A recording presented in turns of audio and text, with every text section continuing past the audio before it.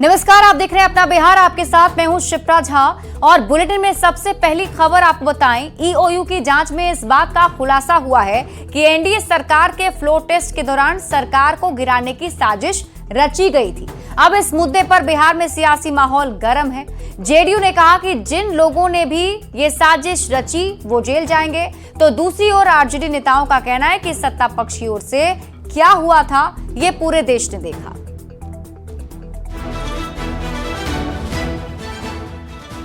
नीतीश सरकार को गिराने की साजिश हुई थी। अब यह सिर्फ एक सवाल नहीं रहा बल्कि सच बनकर खुलासे के रूप में सामने आ रहा है। ईओयू की जांच में खुलासा हुआ है कि एनडीए सरकार के फ्लोर टेस्ट के दौरान सरकार को गिराने की साजिश रची गई थी, जिसकी जांच में आर्थिक अपराध इकाई के साथ ही ईडी की टीम जुटी है। सवाल है कि अगर नीतीश सरकार को गिराने की साजिश हुई थी तो इस साजिश में कौन कौन लोग थे। ईओयू सूत्रों से मिली जानकारी के मुताबिक इस पूरे खेल की साजिश आरजेडी और जेडीयू के कुछ विधायकों ने मिलकर रची थी और इसे अंजाम तक पहुंचाने का जिम्मा जेडीयू एमएलए डॉक्टर संजीव को मिला था। मिली जानकारी के मुताबिक doctor Sanjeev Kumar floor test के दौरान अपने विधायकों को लेकर आरजेडी खेमे में चले जाते। उनके साथ जाने वाले विधायकों को मंत्री पद के साथ 10 करोड़ रुपए देने का ऑफर था। पुख्ता सबूत के साथ ईओयू ने ईडी को रिपोर्ट भेज दी है। ये जानकारी जो ईओयू ने अनुसंधान किया तो अनुसंधान में मनी ट्रेड का भी बात मिला है, सबूत मिले हैं। ईओयू की जांच में इस खुलासे ने बिहार के सियासी पारे को चढ़ा दिया है। जेडीयू प्रवक्ता नीरज कुमार ने कहा कि जो लोग भी इस साजिश में शामिल हैं, उनके चेहरे जल्द बेनकाब होंगे और किसी को भी बख्शा नहीं जाएगा। बिल्कुल बेनकाब भी होंगे और गर्दन बहुत नेताओं तक पहुंचेगी। सरकार गिराने की साजिश के आरोप पर आरजेडी की ओर से पार्टी के प्रवक्ता शक्ति सिंह यादव ने पलटवार किया। शक्ति यादव ने कहा कि साजिश सत्ता पक्ष की ओर से की गई थी, जिसकी तस्वीर पूरे बिहार और देश ने देखी। किसी को छिपा हुआ है, राजद के विधायकों को तोड़ करके ले गया, हॉर्स ट्रेडिंग का दूसरे पर लगा रहे हैं। 28 जनवरी को बिहार के मुख्यमंत्री नीतीश कुमार महागठबंधन छोड़कर एनडीए के साथ वापस चले गए। 12 फरवरी को फ्लोर टेस्ट था। तेजस्वी यादव बार बार खेला होने की बात कह रहे थे। आरोप है कि फ्लोर टेस्ट में नीतीश सरकार को फेल करने की साजिश रची गई थी, लेकिन एनडीए नेताओं को पहले से इसकी भनक लग गई और नीतीश कुमार ने साजिश को फेल करते हुए बाजी ही पलट दी। न्यूज 18 के लिए पटना से अमित कुमार के साथ ब्यूरो रिपोर्ट।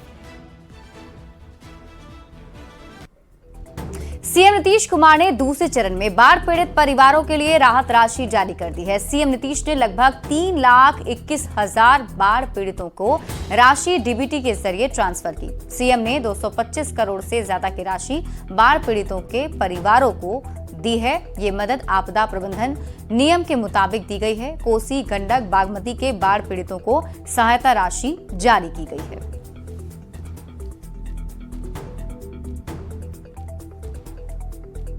देखिए, लगातार 2 फेज में एक बार लगभग 4.5 लाख लोगों को दिया गया और आज लगभग 3.5 लाख लोगों को 7-7 हज़ार रुपया देने का निर्देश माननीय मुख्यमंत्री जी ने दिया है। तो यह स्पष्ट है कि आपदा में बिहार के खजाने पर मुख्यमंत्री नीतीश कुमार जी के नेतृत्व में स्पष्ट मानना है कि बिहार के खजाने पर पहले आपदा परिवार का हक है, तो हम लोग राशि उपलब्ध कराएंगे। बिहार से पलायन पर आरजेडी नेता तेजस्वी यादव के पोस्ट पर बिहार की सियासत गर्माती दिख रही है। तेजस्वी यादव ने सोशल मीडिया एक्स पर पोस्ट कर पलायन के मुद्दे पर नीतीश सरकार को घेरा। तेजस्वी यादव ने कहा कि बिहार से हर साल 5 करोड़ लोग पलायन कर रहे हैं। जेडीयू बीजेपी ने इस पर तंज कसते हुए खुद आरजेडी नेता को ही पलायनवादी करार दिया है। आरजेडी ने पलटवार करते हुए कहा कि शासन बदलते ही बिहार सरकार ने नौकरी और उद्योग पर ध्यान देना बंद कर दिया। बिहार में जो भय का वातावरण था, जंगल राज था आरजेडी की सरकार में, उससे भयभीत होकर लोग जो बाहर रोजगार के लिए गए या अपनी जान बचाने के लिए गए, अपनी प्रतिष्ठा बचाने के लिए गए, वह लोग 15 वर्षों में कहीं ना कहीं सेट कर गए। जब सेट कर गए वहाँ तो स्वाभाविक है कि अब बिहार भी उनका घर है और जहाँ उन्होंने अपना सेटलमेंट कर लिया है वह भी उनका घर है। आपको इन सभी चीज़ों से कोई लेना देना तो होता नहीं है तेजस्वी यादव जी। आप सुबह उठते हैं और ट्वीट पर लग जाते हैं। ट्वीट क्रांति नेता तेजस्वी यादव। डबल इंजन की सरकार है, उसने नफरत के माहौल को पुनः बिहार में स्थापित करने का काम किया है और बिहार में पुनः उसी तरह की स्थिति स्थापित कर दी है जो 17 सालों से सत्ता में तो बने हुए हैं, लेकिन बिहार के लोगों के पलायन को रोकने की दिशा में कोई कार्रवाई नहीं कर रहे हैं। डबल इंजन की सरकार पलायन के मामले में बिल्कुल फिसड्डी है, उनकी कोई सोच नहीं है। वो चाहते हैं कि यहाँ से युवा यहाँ से पलायन कर जाए ताकि उन पे सवाल ना उठा सके। जो आंकड़े हैं अपने आप में यही बयान करते हैं। और यही नहीं, बिहार में बचे कुछ जो युवा हैं उनको या तो दारू के होम डिलीवरी में लगा दिया है या फिर तो ड्रग्स के नए धंधे में उतार दिया है। अब तो बिहार उड़ता बिहार हो गया है। बिहार से पलायन पर आरजेडी नेता तेजस्वी यादव के पोस्ट पर बिहार की सियासत गर्माती दिख रही है। तेजस्वी यादव के पोस्ट पर सम्राट चौधरी ने कहा कि उन्हें पहले अपने पिता लालू प्रसाद से पूछना चाहिए कि जंगल राज की सरकार में पलायन क्यों हुआ था। रोजगार और अब पलायन पर वो हमला बोल रहे हैं कि जो पलायन बिहार में हो रहा है, ये उनको अपने माननीय पिताश्री श्री लालू प्रसाद जी से पूछना चाहिए। जो अराजकता बनाया, गुंडागर्दी कराया, राज पूरे लूट खसोट कराया, उसी का कारण है। आज भी डर है कि राजद नहीं आ जाए। बिहार की सियासत में पोस्टर काफी मायने रखता है, खासकर अपने विरोधियों पर निशाना साधने के लिए। पटना के आयकर गोलंबर सहित राजधानी के कई इलाकों में सड़क पर पोस्टर दिख रहा है जिसमें तेजस्वी यादव और लालू प्रसाद पर निशाना साधा गया है। ये पोस्टर किसने लगवाया ये अब तक साफ नहीं हो सका है। पटना की सड़कों पर लगे पोस्टर के बाद आरजेडी ने जहां पलटवार किया तो वहीं बीजेपी की ओर से दावा किया जा रहा है कि इस पोस्टर से आरजेडी की हकीकत सामने आ गई है। श्री तेजस्वी यादव जी की बढ़ती लोकप्रियता से बीजेपी घबराई हुई है। इसलिए तेजस्वी जी की छवि को धूमिल करने के लिए एक परसेप्शन प्रोपगंडा खड़ा किया गया है। एक एक चीज का वीडियो बना हुआ है, एक एक साक्ष्य है। और भवन निर्माण विभाग क्यों चुप है? ये बीजेपी का बंगला है कि सरकार का भवन निर्माण विभाग का है? भवन निर्माण विभाग बताए कि क्या उसमें था और क्या गायब हुआ। की जनता के द्वारा लगाए गए ये पोस्टर ये दर्शा रहा है कि लालू प्रसाद यादव ने जिस प्रकार से चारा चुराया था उसको दर्शा रहा है।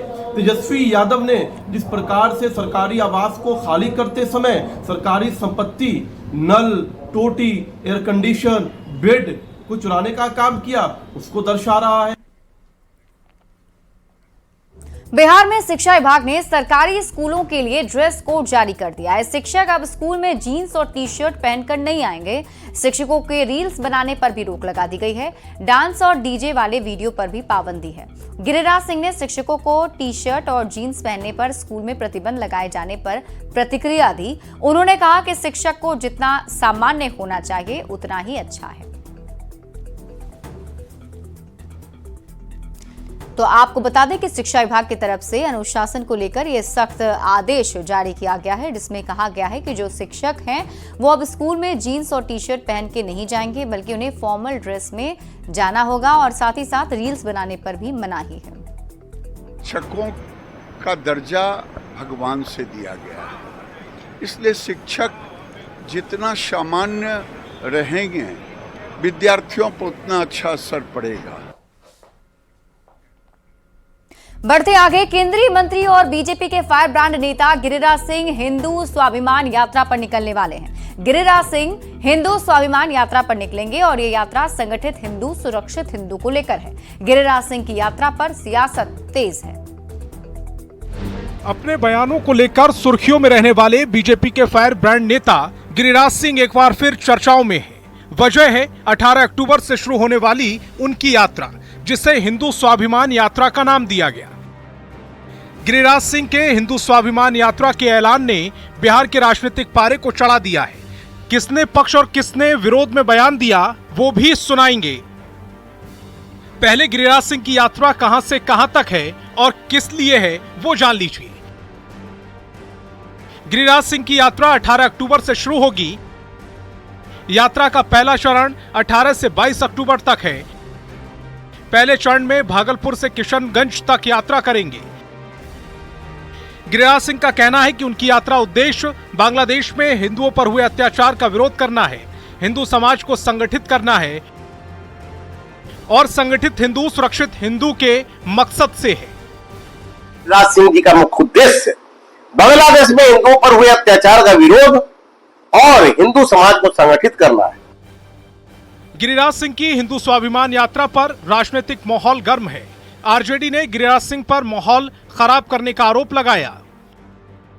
यह आपकी हिंदू स्वाभिमान यात्रा नहीं है, ये नरसंहार की यात्रा है। जैसे उत्तर प्रदेश लाल हो गया था खून से, वो काम आप बिहार में करने की गलती न करें। वहीं जेडीयू का कहना है कि सबको यात्रा निकालने का अधिकार है, लेकिन उनके नेता संविधान यात्रा निकालने पर भरोसा करते हैं। हमारे नेता आदरणीय नीतीश कुमार जी तो बाबा साहब के संविधान में विश्वास करते हैं, हम लोग तो संविधान यात्रा में विश्वास करते हैं। गिरिराज सिंह बीजेपी सांसद होने के साथ ही केंद्रीय मंत्री भी हैं। गिरिराज सिंह अक्सर हिंदू हितों की बात करते हैं। एक बार फिर हिंदू स्वाभिमान यात्रा निकालने का ऐलान करके उन्होंने बिहार में सियासी बहस छेड़ दी है। न्यूज 18 के लिए पटना से आनंद अमृतराज और नितेश के साथ ब्यूरो रिपोर्ट। कैमूर में मंत्री संतोष सिंह ने राहुल गांधी पर हमला बोला है। संतोष सिंह ने कहा कि राहुल गांधी हारते हैं तो ईवीएम की जांच करवाते हैं, जीत जाते हैं तो उनको कोई दिक्कत नहीं होती।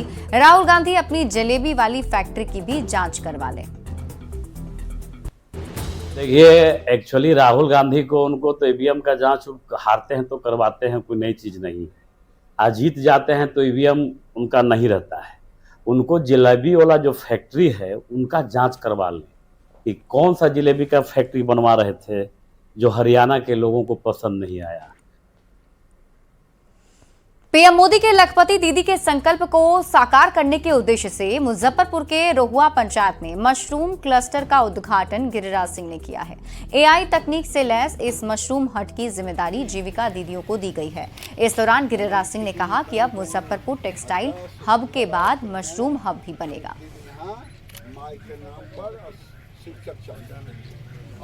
स्तर पर मुजफ्फरपुर का सौभाग्य है कि मुजफ्फरपुर एक तरह से कपड़ा उद्योग में एक क्लस्टर बन रहा है। ये बिहार के लिए, हमारे लिए बड़ा ही सुखदायी खबर है कि बेला इंडस्ट्रियल एरिया टेक्सटाइल हब बनने जा रहा है, बन चुका है। अब आशुतोष इसे मशरूम हब बना करके, जब ये कोई एक चीज होता है तो कई चीज उससे जुड़ते हैं, और ये अब लगता है मुजफ्फरपुर में एक नए अध्याय शुरू हो। बिहार की महिलाएं अब आत्मनिर्भर बनने लगी है।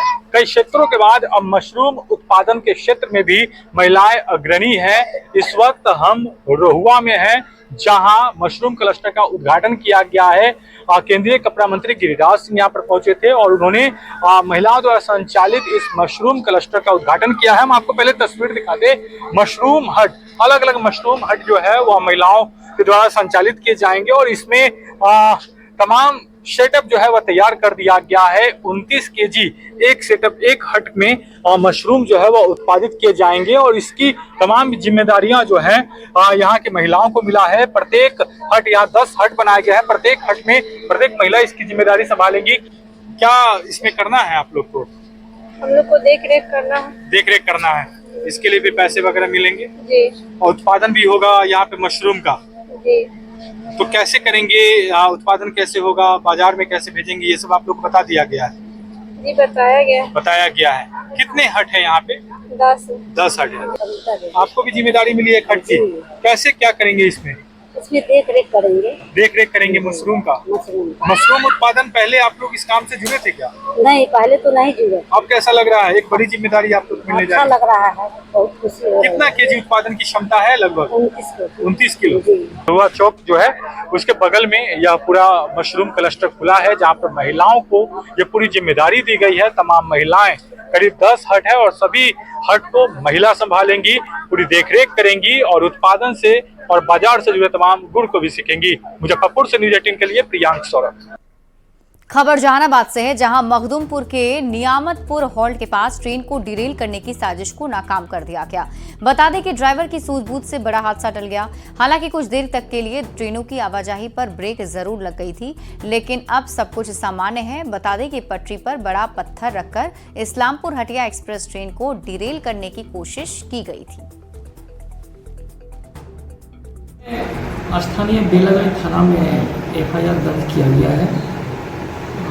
वो रेल स्टाफ जेई के बयान पे, और कांड जो है अनुसंधान अंतर्गत है और बहुत जल्द ही जो है ये समाज विरोधी तत्व को पकड़ लिया जाएगा जिन्होंने ये कार्य किया है। अक्सर रेलवे ट्रैक को निशाना बनाया जाता है। कोशिश ये होती है कि किसी तरह ट्रेन को डिरेल किया जाए और फिर बदनामी हो, लेकिन ड्राइवर की सूझबूझ से नियामतपुर हॉल्ट के पास एक बड़ा दुर्घटना टल गया। बेला थाने में मामला दर्ज किया गया है। जहानाबाद जीआरपी के टीम के साथ ही बेला थाने की पुलिस भी जांच में जुटी है। मोटो क्या था ये तो जांच के बाद ही पता चलेगा, लेकिन फिलहाल लोगों ने राहत की सांस ली है। राजीव रंजन विमल, न्यूज 18 जहानाबाद।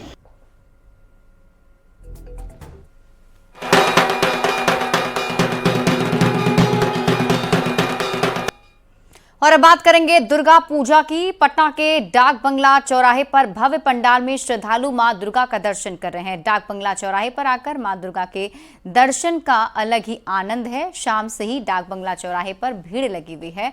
जायजा लिया है न्यूज 18 संवाददाता आनंद अमृतराज ने।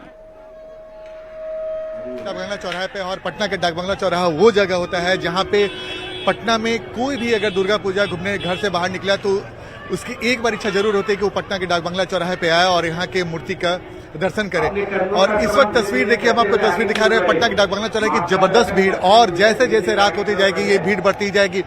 अष्टमी नवमी 2 दिन यहाँ पे जबरदस्त भीड़ रहती है। सप्तमी को भी भीड़ रहती है, लेकिन सप्तमी के बाद अष्टमी और नवमी को भीड़ इतनी ज्यादा रहती है कि लोगों को चलने में काफी मुश्किल होती है। लेकिन इस वक्त तस्वीर देखिए, जबरदस्त भीड़, लोग बेहद उत्साहित, कई लोग इस पल को यादगार बनाने के लिए अपना सेल्फी भी ले रहे हैं। और देखिए कई सारे छोटे छोटे ऐसे लड़के हैं जो अपने हाथों में मोबाइल लेकर इस पल को कैद करना चाहते हैं। तो दिलचस्प, जो भी पटना के दुर्गा पूजा को एक बार जिन्होंने देखा हो उन्हें पता है कि पटना के डाक बंगला चौराहे का मतलब क्या होता है। डाक बंगला चौराहे के दुर्गा पूजा पंडाल देखने का मतलब क्या होता है। भव्य पंडाल बनाया गया है, साउथ के मंदिर के ऊपर इस पंडाल का निर्माण कराया गया है और बेहद भव्य, बेहद आकर्षक, और मूर्ति भी बेहद आकर्षक है। ठीक पंडाल के नीचे जो आप मूर्ति देख रहे हैं डाक बंगला चौराहे की, मूर्ति भी बेहद भव्य है और मां दुर्गा की आराधना करने के लिए बहुत बड़ी संख्या में यहाँ पे लोग पहुंचे हैं। मूर्ति तक का दर्शन कर सकते हैं। इस वक्त हम आपको मूर्ति भी दिखा रहे हैं, मूर्ति भी काफी भव्य।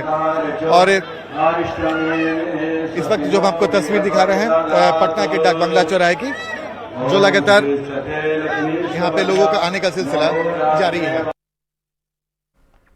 डिप्टी सीएम विजय कुमार सिन्हा के आवास पर आयोजित माता जागरण कार्यक्रम में मुख्यमंत्री नीतीश कुमार शामिल हुए। दीप जलाकर मुख्यमंत्री नीतीश कुमार ने माता जागरण का उद्घाटन किया और इस दौरान सीएम नीतीश कुमार के साथ उप मुख्यमंत्री सम्राट चौधरी, मंत्री विजय चौधरी सहित कई नेता मौजूद रहे। विजय सिन्हा ने नवरात्र के महाअष्टमी के दिन माता जागरण और फलाहार कार्यक्रम का आयोजन किया है। एक बार मां को करतम ध्वनि से स्वागत करें। वहीं सीएम नीतीश कुमार ने आज कई पूजा पंडाल में मां दुर्गा के दर्शन भी किए। सीएम ने मां दुर्गा की पूजा की और बिहार की तरक्की की कामना की है। सीएम नीतीश कुमार डाक बंगला रोड पर नव युवक संघ श्री दुर्गा पूजा समिति के पंडाल पहुंचे और मां के दर्शन किए। सीएम नीतीश कुमार ने रामकृष्ण मिशन नाला रोड, बंगाली अखाड़ा, लंगर टोली और काली मंदिर बांस घाट जाकर भी मां दुर्गा के दर्शन किए। दरभंगा में भी दुर्गा पूजा की धूम देखने को मिल रही है। हम आपको तस्वीरें दिखाते हैं और उन तस्वीरों को देखकर ही आप अंदाजा लगा लेंगे कि श्रद्धालु कितने उत्साहित हैं। रामभद्रपुर गांव की तस्वीर हम आपको दिखा रहे हैं, जहां हर साल की तरह इस साल भी दुर्गा पूजा का त्यौहार बड़े ही धूमधाम के साथ मनाया जा रहा है। बता दें कि इस गांव में दुर्गा पूजा का इतिहास सालों पुराना है। जानकारी के मुताबिक गाँव के दिघेश्वर झा ने सबसे पहले साल 1879 से यहाँ पूजा की शुरुआत की थी, जिसके बाद से लगातार हर साल यहाँ ये त्यौहार बड़े ही उत्साह के साथ मनाया जाता है। सबसे खास बात यह है कि रामभद्रपुर में आसपास से करीब 15 गांव के लोग इस खास पूजा को देखने के लिए आते हैं। इतना ही नहीं, यहाँ माता के मंदिर में 108 गांव का संकल्प भी होता है और मेला भी लगता है, जो लोगों के लिए आकर्षण का केंद्र होता है। और ये तस्वीर हम आपको दिखा रहे हैं उस गांव की, जहां देखिए भव्य पंडाल बनाए गए हैं। लोगों के पहुंचने का सिलसिला भी जारी है, क्योंकि ये सभी लोग यहां आकर पूजा पाठ करते हैं, मां के दर्शन करते हैं और मंगल कामनाएं करते हैं।